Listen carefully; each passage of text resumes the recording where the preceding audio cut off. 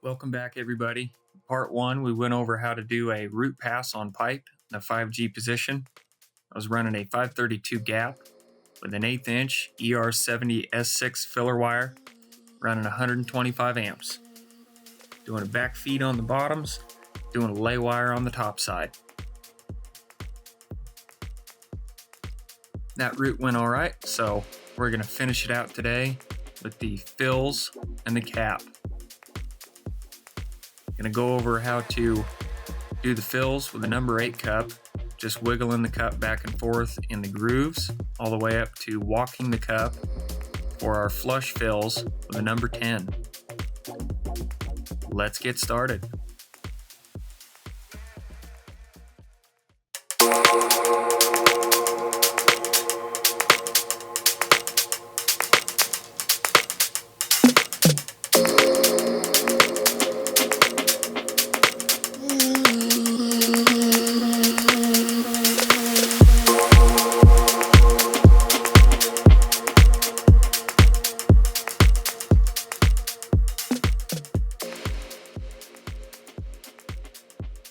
Here I'm running my first fill pass. Sometimes this is referred to as the hot pass.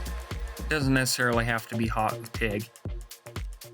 And see, I get into a bad position here. I actually got my fill wire stuck on the camera that is just out of frame. So I had my torch lit and I didn't have any fill in the puddle, which is really bad on this first fill pass.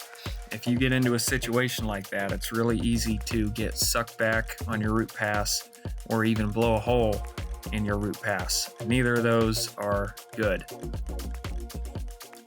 I'm running 200 amps on this first fill. Now again, you don't have to run that hot. Your heat and your travel speed need to be in sync, as with anything else in welding. So if you can't go fast enough to handle 200 amps, then you can run it at 125. There's nothing wrong with that. You just want to make sure that you're getting good fusion at your toes, making sure that you have a good flat or concave weld profile, and making sure that you don't have any defects or discontinuities in your weld, like lack of fusion, porosity, tungsten inclusions. Those are your main concerns with the fill pass. Other than that, I try to weld the fill passes as fast as I can. Me personally, I don't care much for being in an awkward position any longer than I have to be. So I'm welding it hot and fast so I can hurry up and get to the top side where I'm a little bit more comfortable. See, I'm wiggling that cup right back and forth in the groove. Got uncomfortable, so I brought my tungsten up on the groove edge, the bevel edge, and readjusted my fill. That way I don't have an issue with suckback like what I was just talking about.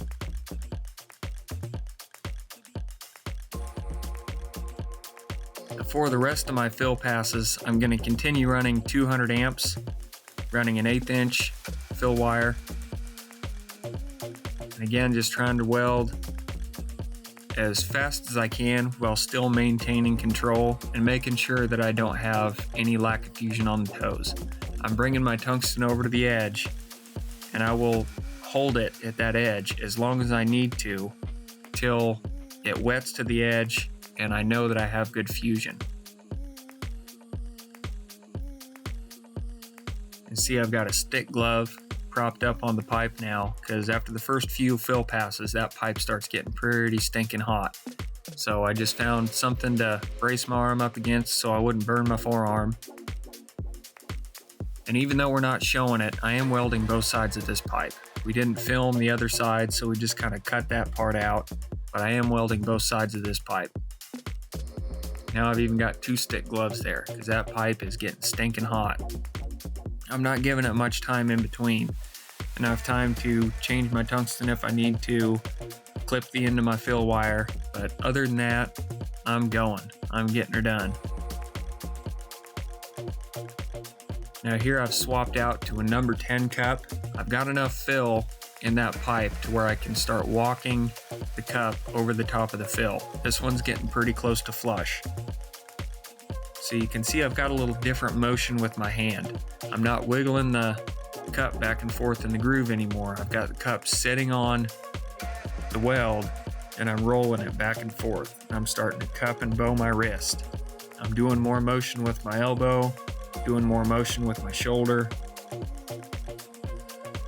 trying to be nice and smooth, still trying to make a nice flat or concave profile with the weld, still trying to make sure that I have good fusion at the toes.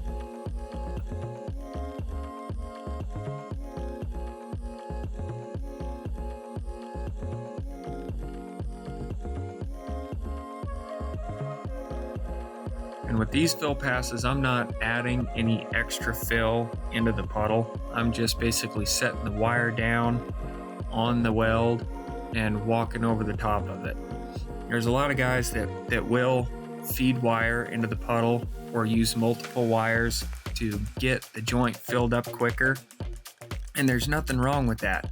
But you got to understand that if you're new to pipe welding, new to TIG welding, that you can get lack of fusion pretty easy running large fill, adding more fill to the puddle, or running multiple fill wires in the puddle. On my last fill before my cap, I try to bring it up just a little bit above flush, and I try to fill in the undercut on both toes.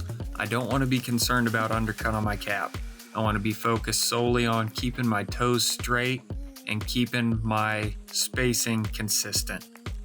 When I'm running my cap, I turn the machine down to 180 amps. Now I'm trying to be more careful and more accurate with the torch.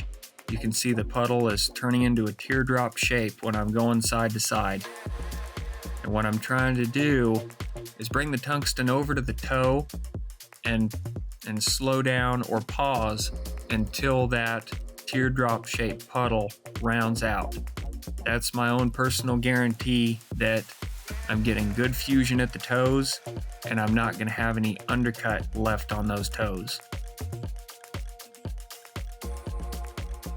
I'm really focusing on that previous toe of that weld, and I bring the puddle over and I try to line it up perfectly with the last ripple of my weld.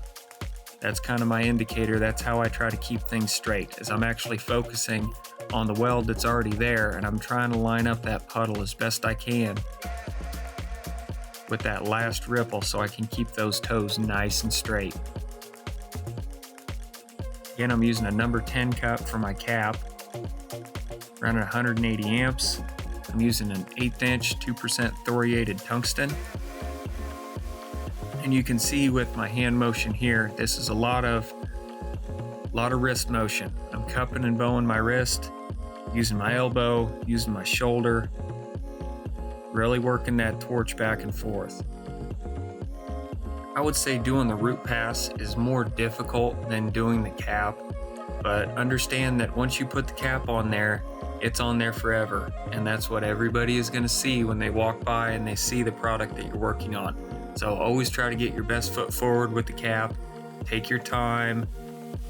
You've only got one shot to make a nice looking cap on there. So always get comfortable, do a few dry runs if you have to, and practice, practice, practice. That's the only way you're gonna get good at doing anything, especially TIG welding pipe. It's very difficult to do, and you don't get good at it overnight. This is hundreds and hundreds of hours of practicing outside of work in order to get to this point. Thanks a bunch for watching, everybody. Don't forget to like and subscribe. Leave a comment down below. Let me know what you think.